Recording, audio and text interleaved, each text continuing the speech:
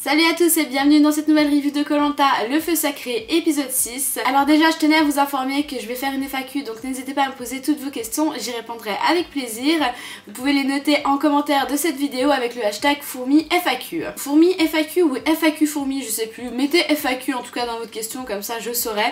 Donc voilà pour l'annonce, maintenant on va donc passer à la review de cet épisode 6. Alors en soi cet épisode est quand même assez chargé dans le sens où on a vu pas mal de choses, notamment 3 épreuves, un confort, un blessé, une malade, 3 portraits. Bon ça c'était pas forcément nécessaire, c'était quand même un épisode où il y a eu beaucoup de choses. Mais comment vous expliquer, je me suis ennuyée. Oui honnêtement j'ai regardé l'heure plusieurs fois, ce qui m'arrive vraiment dans un épisode où je suis prise dedans. Malgré le fait qu'il y avait pas mal de choses, je sais pas, il manquait de consistance, de croustillant, enfin je sais on n'est pas dans Top Chef, mais en soi je me suis ennuyée et j'ai pas trouvé cet épisode...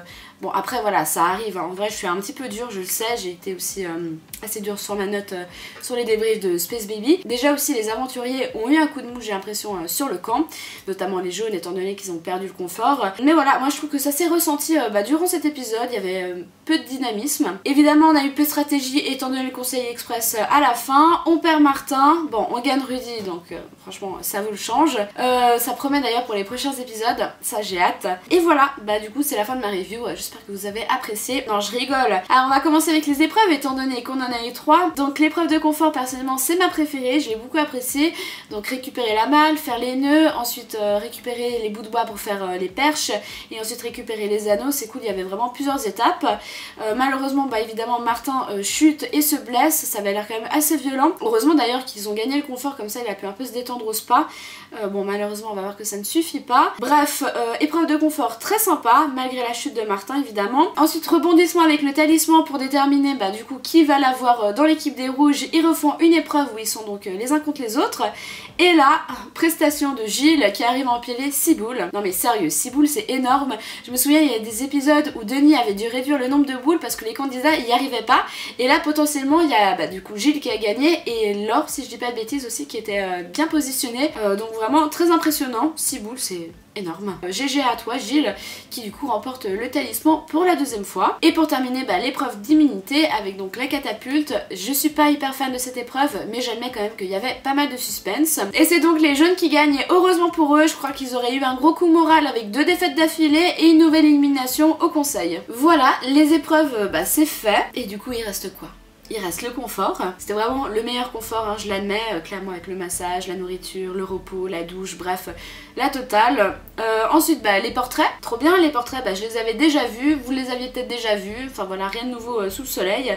Oui Esteban, c'est vrai que son portrait était assez drôle, surtout quand on l'entend dire qu'il veut être un héros pour ses enfants et que derrière son fils lui rappelle que ce serait bien de rapporter les 100 000 €. Clairement il a pas tort, on n'oublie pas les priorités, non mais en soi c'était assez drôle au niveau du montage. Bon sinon on peut revenir sur les blessures et les malades, Martin du coup à la cheville et Clémence au ventre. Alors je vous avoue que j'ai pas du tout été spoil, enfin si j'ai été spoil sur le retour de Rudy, potentiel retour de Rudy, c'est David qui m'avait dit sur Twitter que potentiellement il allait revenir, mais j'ai quand même aimé la surprise donc ça c'était cool. Mais entre les deux je me suis clairement dit que c'était Martin qui allait partir étant donné que c'est une cheville donc c'est quand même plus délicat à soigner qu'un mal de ventre. Bon je sais pas exactement ce qu'elle avait, une indigestion ou autre, mais voilà normalement avec une bonne nuit de repos et des médicaments adaptés ça passe assez vite, sauf en cas de soucis autres. Mais voilà une cheville c'est quand même quelques jours de repos, quelques semaines de repos suivant quoi. Donc voilà, c'est quand même plus logique d'après moi en tout cas que ce soit Martin qui parte. En vrai je suis un petit peu déçue, Martin je l'aurais bien vu aller plus loin dans l'aventure, notamment en tout cas jusqu'aux ambassadeurs. D'ailleurs un ambassadeur il aurait pu être pas mal, mais quoi qu'il en soit on retrouve Rudy. Ce qui est quand même une bonne nouvelle, on va pas se cacher, Rudy il fait l'émission à lui tout seul, donc ça va être assez cool, franchement j'ai hâte de voir l'épisode de la semaine prochaine et Rudy en ambassadeur, mais laissez tomber ça va être de la tuerie.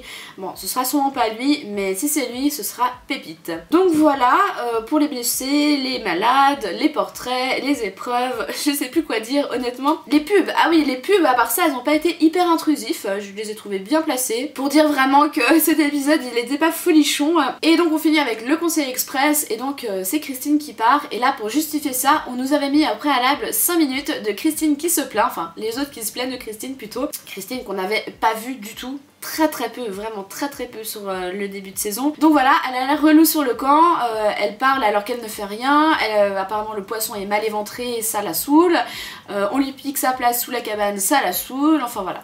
Christine avait l'air saoulée. Bon, après je peux comprendre qu'à Koh Lanta, quand t'as faim, quand t'es fatigué, tu dors mal, etc., t'es un peu susceptible pour tout, mais là c'était un petit peu, voilà, c'est un peu comme les... Et les gars, et les gars, ça va. Donc voilà, pour justifier le départ de Christine, on a 5 minutes de Christine et franchement je trouve que c'est l'épisode où on a vu le plus Christine. D'ailleurs vaut mieux que ce soit elle qui parte que Tania par exemple. Tania d'ailleurs qui s'est bien réintégrée dans son équipe, je trouve qu'elle est dynamique sur le camp, elle essaie de parler à tout le monde, on la voit aussi sur les épreuves, en tout cas elle a l'air de donner son maximum, donc ça c'était cool, un bon retour pour elle, quand même meilleure aventurière je trouve que une Christine. D'ailleurs aussi Esteban qu'on a vu davantage, je l'ai rattrapé, du coup c'est 55% restant, donc voilà, peut-être qu'il est à 100% maintenant. Sur les catapultes notamment, je crois qu'il a quand même bien performé. Enfin voilà, en tout cas lui il essaie aussi de faire profil bas étant donné qu'il est en qu'il est seul dans son équipe. Donc globalement c'était pas mon épisode préféré, mais c'est pas grave, ça peut pas être toutes les semaines des masterclass, même si je doute que la semaine prochaine ça va être assez cool avec le retour de Rudy, et je pense aussi que la réunification va pas tarder à arriver, donc ça va être assez intéressant. Donc voilà, ma review est terminée, j'espère qu'elle vous aura plu. N'oubliez pas de poser vos questions pour la FAQ,